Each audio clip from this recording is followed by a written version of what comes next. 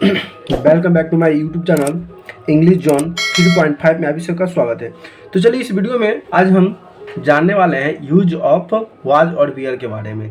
कहाँ पे हम वाज का प्रयोग करते हैं, कहाँ पे वियर का प्रयोग करते हैं और कब किया जाता है। ठीक है, तो चलिए इसको बनाने से पहले आपको याद रखना है कि जब वाक्य के अंत में था, थी, थे मुख्य क्रिया के रूप में रहता है, उसी के सामने या उसी वाक्य में वाज वियर का प्रयोग करते हैं। वाज वियर कहीं प्रयोग नहीं करना है, जहाँ पे था लगा रहे वहीं पे क्या करना है, वाज और वियर का प्रयोग करना है। ठीक है, जैसे कि पहला स्टेप में हम समझेंगे कि वाज वियर क्या होता है। ठीक है, और इसका प्रयोग कैसे होता है, कैसे काम करता है। तो इसके तीन रूप होते हैं। पहला होता है फर्स्ट पर्सन, सेकेंड पर्सन और थर्ड पर्सन। फर्स्ट पर्सन कौन व्यक्ति होता है, तो बोलने वाला जो होता है फर्स्ट पर्सन होता है। जैसे कि मैं बोल रहा हूँ तो मैं क्या हूँ, फर्स्ट पर्सन हूँ। हम अपने बारे में मैं न कहकर हम का प्रयोग किए, ये भी क्या हो गया, फर्स्ट पर्सन हो गया। सेकेंड पर्सन क्या होगा, तुम। सामने वाले को किसी को नाम लेकर नहीं बोलकर सीधे आप बोल सकते हैं कि तुम, यानी कि वो क्या कहलाएगा, सेकेंड पर्सन। थर्ड पर्सन क्या हो जाएगा, वह, यह, दे, यानी कि वे लोग, या किसी व्यक्ति के नाम जैसे कि राम श्याम, सामने वाला व्यक्ति है। ठीक है, तो मैं तो किसी को बोल नहीं सकता था, सामने वाला व्यक्ति को क्या बोलेंगे, वह बोल सकते हैं। तो यहाँ पे लड़का होगा तो वह, लड़की है तो ही। यह प्रयोग करेंगे इट का। दे यानी कि वे लोग, यानी कि तीसरा जब व्यक्ति आ जाए तो उसमें इस सभी का प्रयोग करते हैं, कि वह का प्रयोग, वे लोग का प्रयोग। जैसे कि यहाँ पे आपको भी याद रखना है कि ये सभी क्या कहलाता है, इसके साथ वाज वियर का भी प्रयोग किया जाता है। तो समझेंगे कि इसके साथ क्या प्रयोग होता है। ठीक है, ये तो समझ गए ना कि फर्स्ट पर्सन बोलने वाला, सुनने वाला सेकंड पर्सन, और जिसके बारे में बात करते हैं वो थर्ड पर्सन कहलाता है। अब आगे देखते हैं कि वाज और वियर का जो प्रयोग होता है किस किस रूप में होता है। ठीक है, तो देखिए इधर दिया हुआ है वाज, क्या है, इधर दे दिया वाज और यहाँ पे दिया हुआ है where.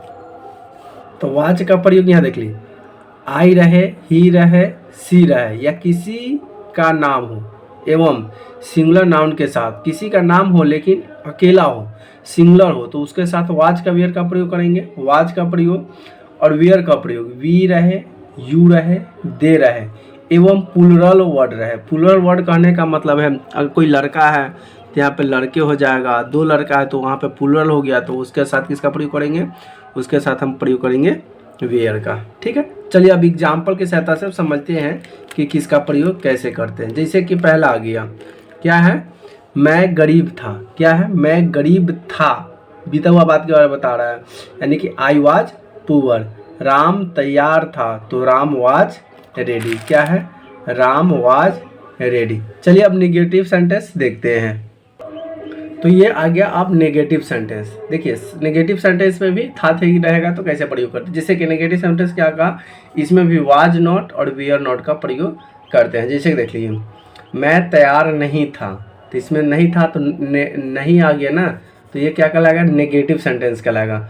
I was not ready, आई का यहाँ पे मैं का आई हो गया, तैयार का रेडी हो गया, नहीं का वॉट हो गया, और था के बदले हम वाज का प्रयोग किया था, आई वाज नॉट रेडी।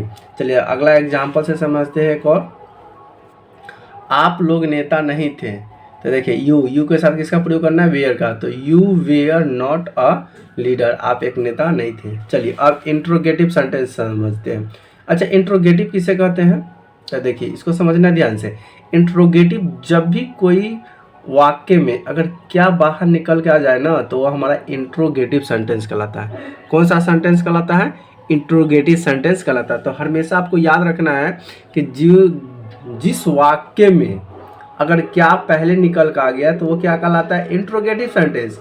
और वाक्य में जब पहले आ गया तो इसके पहले क्या लगाएंगे, तो जो सब्जेक्ट में सब्जेक्ट के बाद लगाते हैं वो सब्जेक्ट के पहले लगाएंगे। जैसे सब्जेक्ट के बाद हम लगाते क्या, आई वाज, तो इसको हम पहले लिखेंगे वाज आई। जैसे कि मैं, क्या मैं गलत था, वाज आई रॉन्ग। अगला है, क्या रॉबी और गोपी दोषी थे। अब यहाँ पे देख लीजिए ध्यान से, रॉबी और गोपी ये दोनों क्या है, प्लूरल वर्ड हो गया। जब दो सेंटेंस जब मिल जाता है ना तो प्लूरल हो जाता है। तो एक से अधिक का बोध कराता है तो हम प्लूरल जानते हैं कि प्लूरल सेंटेंस कहलाता है। जैसे कि क्या रवि और गोपी दोषी थे, तो यहाँ पे हो जाएगा वेयर का प्रयोग करेंगे। जब एक नाम से अधिक नाम आ जाए तो वहाँ पे किसका प्रयोग करेंगे, तो वहाँ पे प्रयोग करेंगे वेयर का। तो were Ravi and Gopi guilty, guilty का मतलब होता है दोषी। समझ में आ गया। चलिए नेक्स्ट क्वेश्चन हम देखते हैं, क्वेश्चन वर्ड। और ये आखिरी स्टेप जो होता है और इसको समझना बहुत ही जरूरी होता है, ठीक है। बहुत बच्चा इसमें कन्फ्यूजन करते हैं, ठीक है, इसको कन्फ्यूजन नहीं करना है।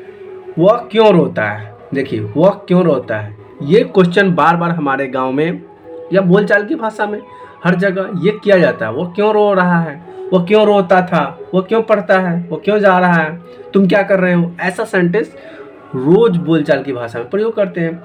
वह क्यों रोता है था, वह क्यों रोता था, जैसे कोई रो रहा था, चला गया, कोई आदमी आया पूछा वो कौन रहा था, वो क्यों रो रहा था, वो क्या कर रहा था, ठीक है, ऐसा सेंटेंस तो है। वह क्यों रोता था, तो यहाँ पे क्या होगा, वाई, क्वेश्चन वर्ड वाई हो गया तो पहले आ जाएगा, क्या आ जाएगा, वाई।